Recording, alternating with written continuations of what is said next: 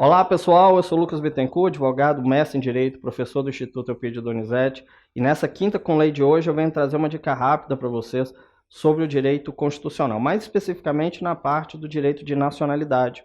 O artigo 12 da Constituição, quando fala para a gente sobre o direito de nacionalidade, ele deixa muito claro que, em regra, a gente não pode criar diferenciações entre a figura do brasileiro nato e do brasileiro naturalizado. Bem, pessoal, em regra. Por quê?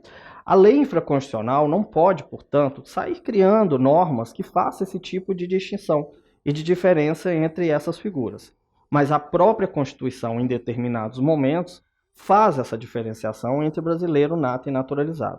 A gente tem o caso, um dos casos famosos, onde existe aí a diferença entre brasileiro nato e naturalizado, quando a gente fala, por exemplo, da figura do presidente e vice-presidente da República. A figura do presidente e vice-presidente só poderá ser de um brasileiro nato. Também deverá ser brasileiro nato aqueles que podem vir a substituir o presidente da República, mesmo que temporariamente, como é o caso do presidente da Câmara, presidente do Senado e no caso dos ministros do Supremo Tribunal Federal. Também são cargos privativos de brasileiro nato, o cargo de ministro do Estado de Defesa, carreira diplomática e oficial das Forças Armadas.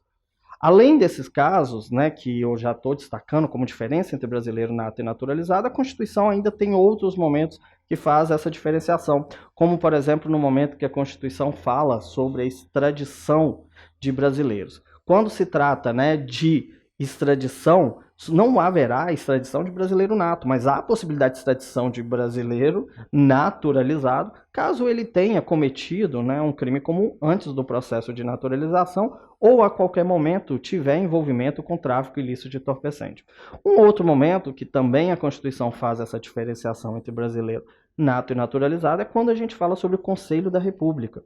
O Conselho da República, o órgão que assessora lá o presidente da República, tem na sua composição a presença de cidadãos. E esses cidadãos necessariamente têm que ser brasileiro nato.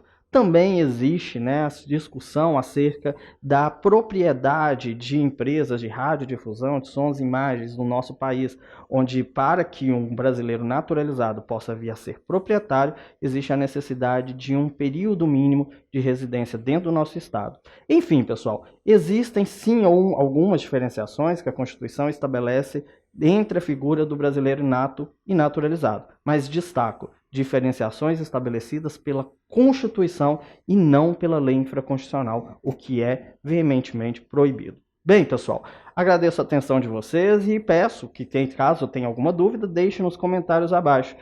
Fique ligado no Instagram do Instituto Euclides Donizete para mais dicas. Obrigado e até mais.